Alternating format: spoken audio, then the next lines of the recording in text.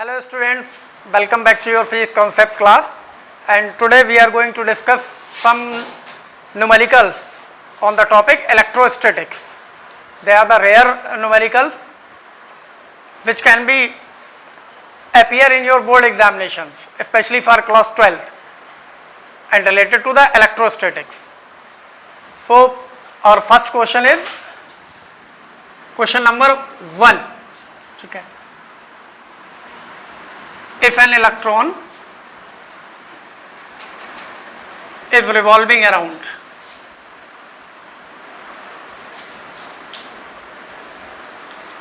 a proton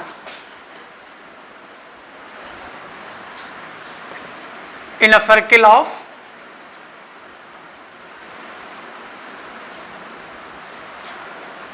radius 4 centimeter,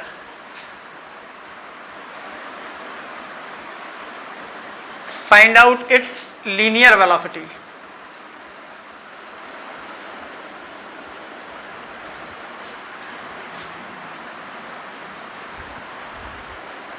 okay, तो question के according एक इलेक्ट्रॉन एक प्रोटॉन के अराउंड रिवॉल्व कर रहा है और उसकी लीनियर वेलोसिटी फाइंड आउट करनी है.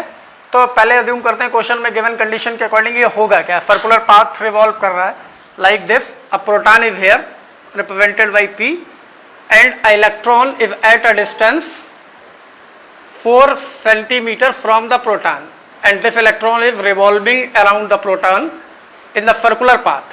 Okay, this type. तो इसका मतलब ये हुआ the force between two charges, the charge of proton and the charge of electron is electrostatic force, and we already know that when a particle moves on a circular path, it require a centripetal force toward the center of that path. It means यहाँ पर जो electron है वो proton के around revolve कर रहा है. It means proton is at the center of circular path and electron is at the circumference, and the distance between them is given 4 centimeter. तो इसका मतलब यहाँ जो कॉन्सेप्ट है according to the condition in the solution, जो condition है उसके according क्या होना चाहिए. The electrostatic force must be equals to the centripetal force, that is Fe equals to Fc. Fc stand for the centripetal force, Fe stand for the electrostatic force.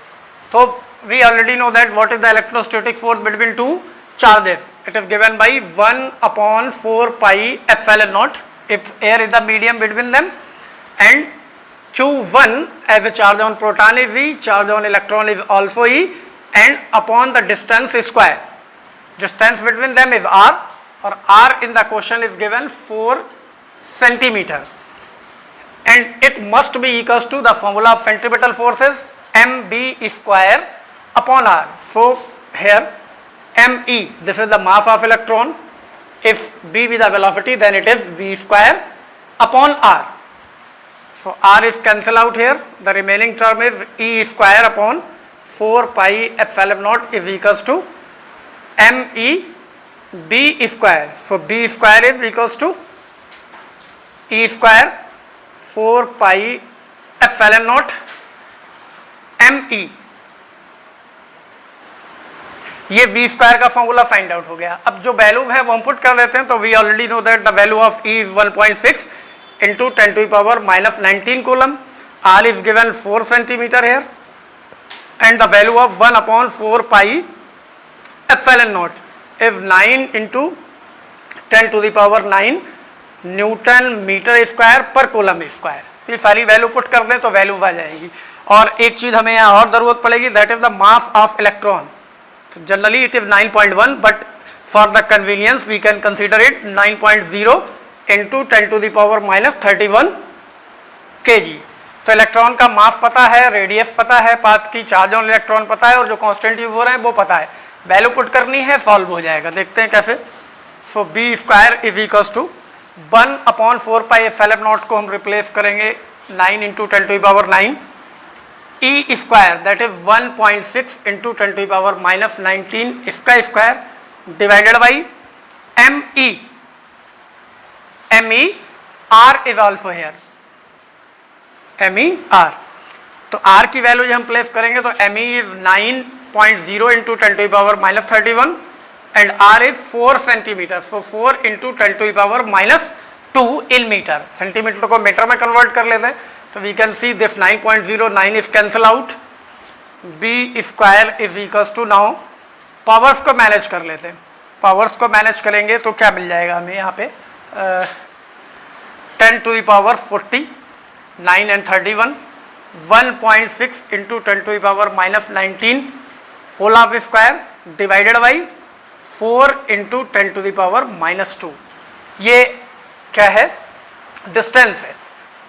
v find करना है तो square root लेना पड़ेगा. Square root means 1.6 into 10 to the power minus 19 whole half square 10 to the power 40 upon 4 into 10 to the power minus 2. अगर इसको हम solve करते हैं 1.6 into 10 to the power minus 19 is taken outside from the root.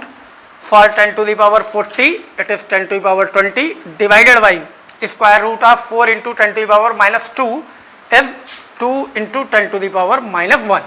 So we can write here this, y cancel this, 10 to the power minus 1 ऊपर आएगी, ये plus हो जाएगी. पहले तो यहाँ पावर्स मैनेज कर लेते हैं. एक 10 ये रिमेनिंग है, यहाँ फिर 19 और 20, ये एक और आ जाएगा, 100 हो जाएगा.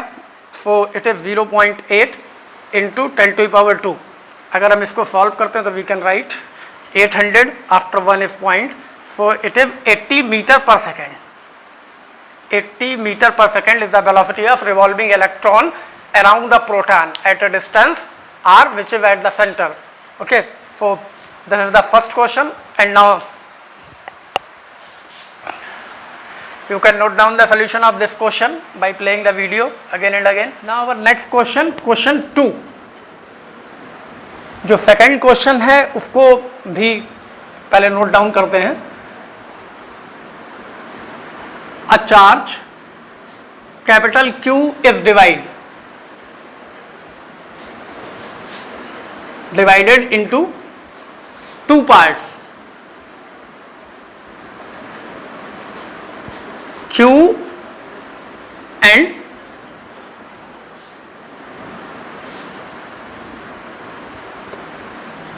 divided into two parts, small q and capital Q minus Q.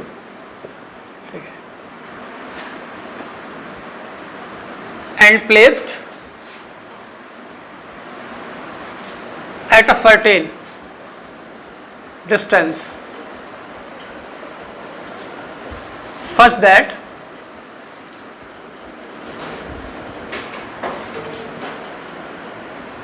the force between them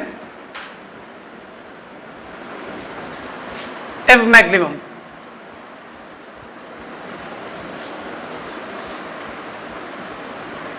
Find out the relation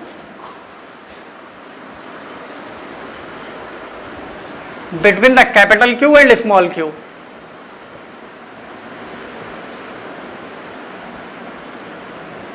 ठीक है, दिस इज द क्वेश्चन. तो बहुत सिंपल सा क्वेश्चन है. एक चार्ज कैपिटल Q है जिसको दो पार्ट में डिवाइड किया गया है, small q and capital Q minus Q, and place at a certain distance such that force between them is maximum. इस तरीके से उनको मैनेज किया गया कि उनके बीच के फोर्स जो है वो मैक्सिमम हो जाए. कैपिटल Q और स्मॉल q में रिलेशन फाइंड आउट करना है. तो पहले हम कंडीशन देख लेते हैं. जो गिवन चार्ज था वो था Q, इसको दो पार्ट में डिवाइड कर दिया है. मीन्स इसमें से Q अगर निकाल लिया गया है तो रिमेनिंग पार्ट कितना बचेगा? Q minus Q. ये दो पार्ट हो गए और इनके बीच में कोई भी सर्टेन डिस्टेंस है इन दोनों पार्ट्स के बीच में R, और ये पार्ट्स इस तरीके से किए गए कि इनके बीच का जो फोर्स है वो मैक्सिमम होगा. तो स्मॉल q और कैपिटल Q में रिलेशन फाइंड आउट करना है. तो जो कंडीशन गिवन है उसके अकॉर्डिंग टू गिवन कंडीशन, सबसे पहली बात, फोर्स को मिनिमम मैक्सिमम हम कर सकते हैं डिस्टेंस को वेरी करके. Means if we increase the distance the force decreases, if we decrease the distance the force increases. But question की डिमांड के अकॉर्डिंग यहाँ आर को हमें कुछ नहीं करना है, मतलब आर को फिक्स है एक ही. मैनेज हमें करना है चार्ज को इस तरीके से, उनके दो पार्ट्स इस तरीके से करने हैं कि उनके बीच में फोर्स मैक्सिमम हो जाए. तो यहाँ चार्ज का वेरिएशन किस पे डिपेंड रह जाएगा? Just F is directly proportional to Q तो होता ही है, ऑलरेडी आपको पता है. तो Q पे मैनेज है. जिस तरीके के हम इसके पार्ट्स डिवाइड करेंगे उसके अकॉर्डिंग ये फोर्स चेंज होगा. तो तो मैक्सिमम की condition for the mathematics student they know better, the force will be maximum D F upon D Q is 0, अगर ये कंडीशन है मैक्सिमा की, ठीक है। मीन्स जब कैसे चेंज होगा, ये क्यू के पार्ट किस तरीके से चेंज होंगे, क्यू की वैल्यू हम जितनी लेते जाएंगे, capital Q minus small Q की वैल्यू उस तरीके से चेंज होती जाएगी, और ये प्रोडक्ट जो है चार्जेस का Q1 एंड Q2 का, ये बार बार चेंज होता जाएगा। तो इसका मतलब हम वेरिएशन किस में करेंगे, इस Q के अमाउंट में करेंगे, और Q के अमाउंट में वेरिएशन होने से फोर्स के अमाउंट में वेरिएशन होगा, और वो एक स्टेज पे जाके मैक्सिमम हो जाएगा। और जब वो मैक्सिमम हो जाएगा तो इसका मतलब कोई भी चीज़ जब मैक्सिमम होती है तो कांस्टेंट हो जाती है, उससे बाद वो उससे ज़्यादा नहीं हो सकती, और मीन्स किसी भी कांस्टेंट का डिफरेंशिएशन क्या होता है, 0 होता है। तो here in this particular question the force is very with the amount of charge this charge.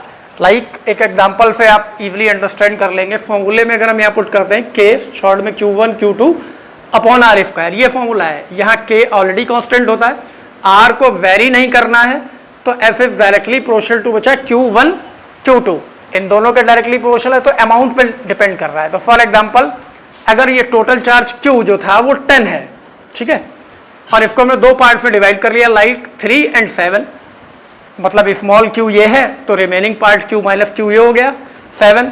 तो जब हम इस प्रोडक्ट में वैल्यू पुट करेंगे फॉर्मूले में तो 3 इंटू 7 मीन्स 21 आएगा। इन्हीं पार्ट्स को अगर हम चेंज कर लें, सपोज करते हैं q जो अमाउंट निकाला हमने वो 4 ले लिया, तो रिमेनिंग पार्ट कितना बचेगा, 10 में से 6, तो दूसरा वाला अमाउंट q माइनस q कितना होगा, 6। जब ये वैल्यू हम पुट करेंगे तो यहाँ Q1 Q2 के प्लेस पे कितना होगा, 4 एंड 6, तो ये कितना आएगा, 4 इंटू 6 24। तो पहली कंडीशन में 21 और दूसरी कंडीशन में 24। तो you can see the amount changes continuously, और एक सिचुएशन ऐसी आएगी कि मैक्सिमम हो जाएगा, वो क्या होगी, वही रिलेशन हमें यहाँ फाइंड आउट करना है। तो देख लेते हैं कैसे करेंगे हम ये। तो F is directly proportional to Q, capital Q minus small q, ये यहाँ Q1 Q2 पे हो गया, बाकी फिक्स वैल्यूज हैं। तो मीन्स dF/dq जब हम सॉल्व करेंगे तो this is d/dq, variation of this q capital Q minus small q, इसको सॉल्व करते हैं d/dq, और ये 0 के इक्वल ऑलरेडी है, तो d/dq की वैल्यू क्या मिलेगी हमें, पहले इसको सॉल्व कर लेते हैं, capital Q small q into q square equals to 0, और इसका जो डिफरेंशिएशन है वो क्या होगा, यहाँ पे देखते हैं। जब इसको सॉल्व करेंगे तो q is taken outside, dq/dq is 1, minus जब इसको सॉल्व करेंगे, इसको डिफरेंशिएट करेंगे तो this is 2q equals to 0। Okay, so q equals to 2q, इसको रब कर देता हूं मैं, q minus 2q is equals to 0 and then q equals to 2q। तो अगर हम यहाँ रिलेशन फाइंड करें, the small q is equals to q upon 2, this is the relation between the small q and capital Q। इसका मतलब जो charge हमें given है उसको हमें मैक्सिमम फोर्स के लिए कैसे डिवाइड करना चाहिए, आधा आधा करना चाहिए, 1/2 1/2, क्योंकि q/2 की वैल्यू आ गई है। ये हम सिंपल एग्जांपल से भी वेरीफाई कर सकते हैं, जो अभी मैंने सजेस्ट किया था। टोटल चार्ज को 10 सपोज किया, फिर जब उसके पार्ट्स लेते हैं तो हमने देखा कि जब हम पार्ट जस्ट हाफ हाफ करेंगे, 5 एंड 5, तो ये 5 इंटू 5 25 होगा, और यही मैक्सिमम होगा अगर हम 10 टोटल चार्ज सपोज कर रहे हैं फॉर एग्जांपल। तो जैसे हम कंपोनेंट 1 और 9 किए तो 9 इंटू 1 1 हुआ, 2 और 8 किए तो 8 इंटू 2 जस्ट 16 हुआ, 3 और 7 किए तो 7 इंटू 3 जस्ट कितना हुआ, 21 हुआ, और 4 एंड 6 किए तो 4 इंटू 6 24 हुआ, बट 5 एंड 5 किए तो 5 इंटू 5 25 हुआ। तो फॉर मैक्सिमम वैल्यू कितनी हुई, जब वो जस्ट हाफ हाफ डिवाइड हुए। तो charge must be divided in 2 parts which are equal in magnitude, then the force between them will be maximum, this is the condition। ये direct question भी आपसे पूछा जा सकता है 1 मार्क्स में, कि अगर हम मैक्सिमम फोर्स चाहते हैं दो चार्जेस के बीच में फिक्स, तो उसको डिवाइड करने के लिए सिंगल चार्ज को 2 पार्ट में डिवाइड करके अगर हम मैक्सिमम फोर्स चाहते हैं एक फिक्स डिस्टेंस के लिए, तो चार्ज में रिलेशन क्या होना चाहिए, मीन्स वो पार्ट हाफ हाफ डिवाइड होने चाहिए। तो ये आज का सेकंड क्वेश्चन था, और ये बहुत स्मॉल सेगमेंट था। इस तरीके से 2 और 3 क्वेश्चन हम अपनी हर क्लास में करते रहेंगे, ताकि आप लोग न्यूमेरिकल से भी थोड़ा टच बना रहे, कंटिन्यू मिसिंग ना रहे। That's all for this particular class.